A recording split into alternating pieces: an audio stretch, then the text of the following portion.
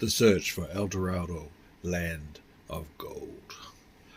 The lure of gold has led to many strange adventures, few stranger than those which befell the men who sought El Dorado, the realm of the Golden King.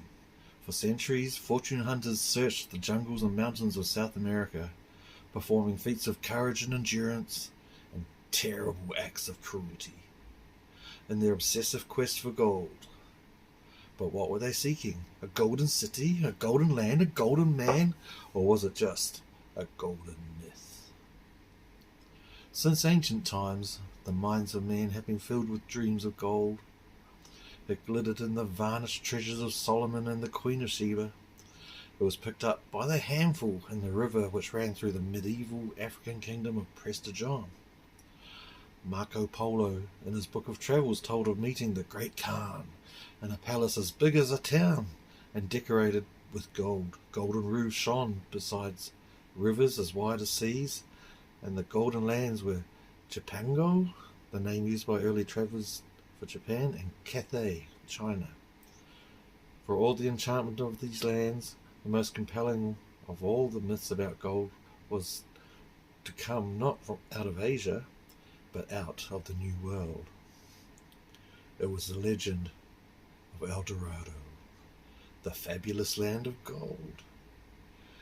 Many men were to lose fortune, reputation, life itself in vain pursuit of this glittering prize, for they were searching for something that did not exist, a land that seemed to have been based not even on a legend, but on a misinterpretation of a legend.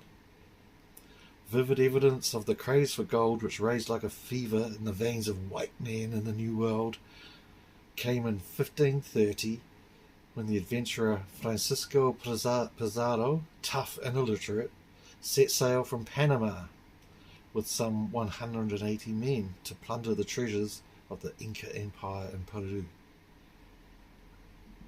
The Spaniards may have been ridiculously few in number, but they were bold, well-disciplined, well-armed, and well-mounted.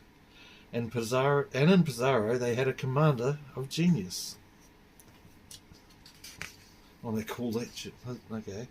When he captured the Inca Emperor Atahualpa,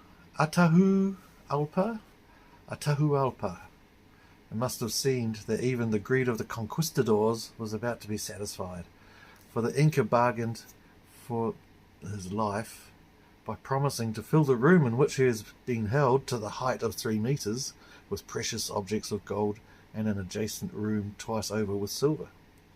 The first room measured 7 by 5 meters, and the Inca kept his side of the bargain, filling it with treasure to the level of his raised hand.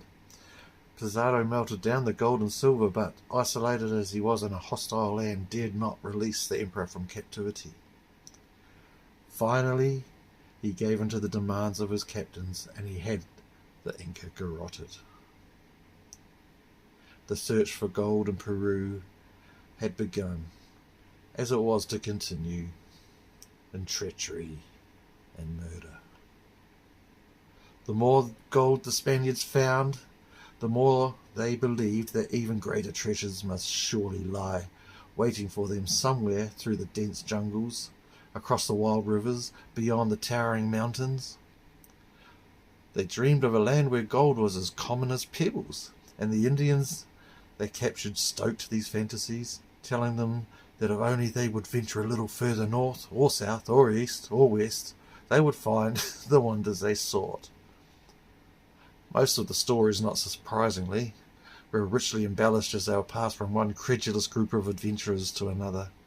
Others appeared to be pure invention. Juan Martin de Albujar, sole survivor of an ill-fated Spanish expedition, turned up with an astonishing tale of being held captive in a secret Inca capital and then sent away with fabulous gifts of gold. Unfortunately, lost en route home. In 1535, Sebastian de Belalcazar, veteran of the Inca conquest and founder of Quito, the capital of Ecuador, met an Indian who told of a far-off tribe whose king sprinkled his body with gold dust before swimming in a sacred mountain lake. On hearing this story, Balcazar coined the name that was to become engraved on the minds of adventurers for centuries. He called the mysterious king El Dorado, the Golden Man. In some accounts this became El Dorado, the Golden Land, and so 100 separate stories and legends became confused in one hypnotic legend. The search for El Dorado was underway. Next, the hazards of the search. Among the first to fall under the spell of El Dorado was Gonzalo Jimenez de Quesada, I have no idea, who in 1536 led 900 men inland from Santa Marta on Colombia's northern coast.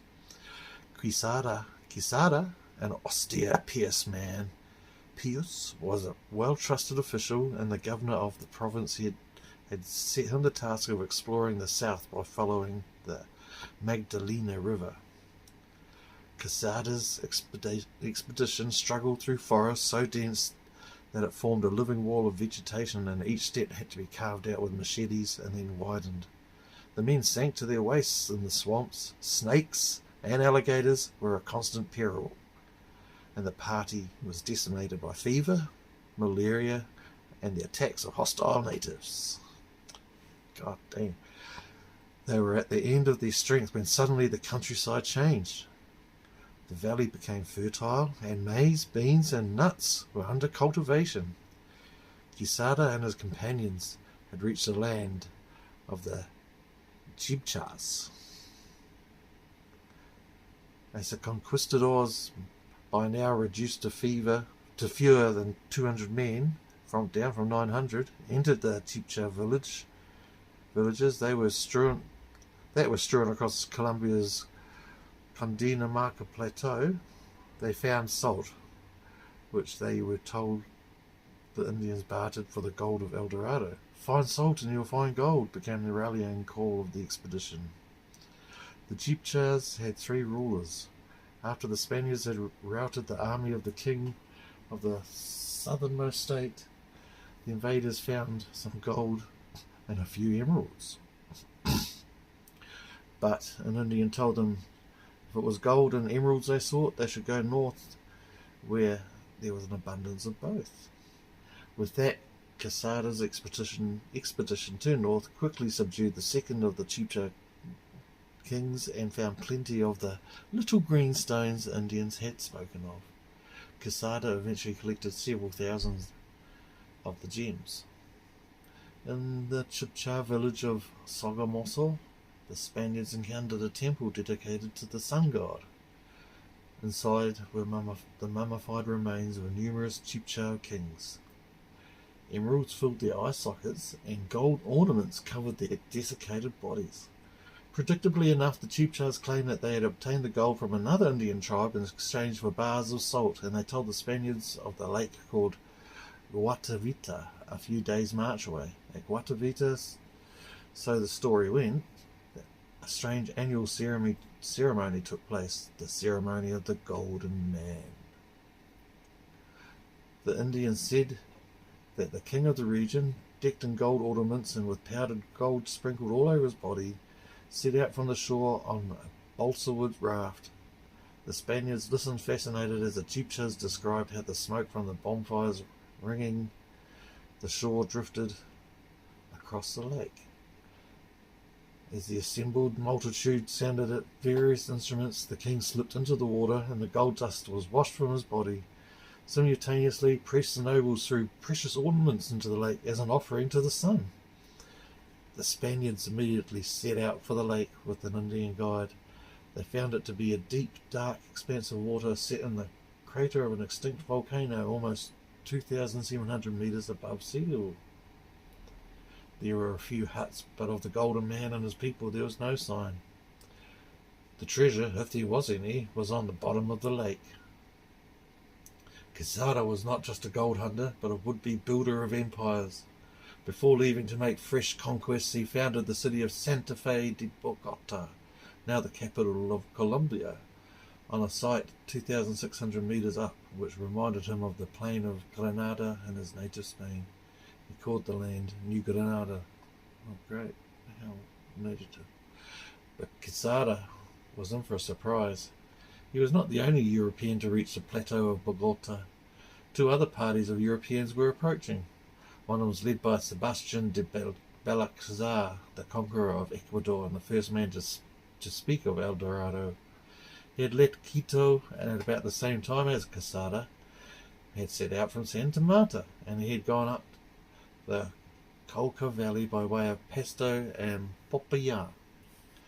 Reaching the land of the Chibcha Indians, he too sought the king, who sailed on the Guatavita.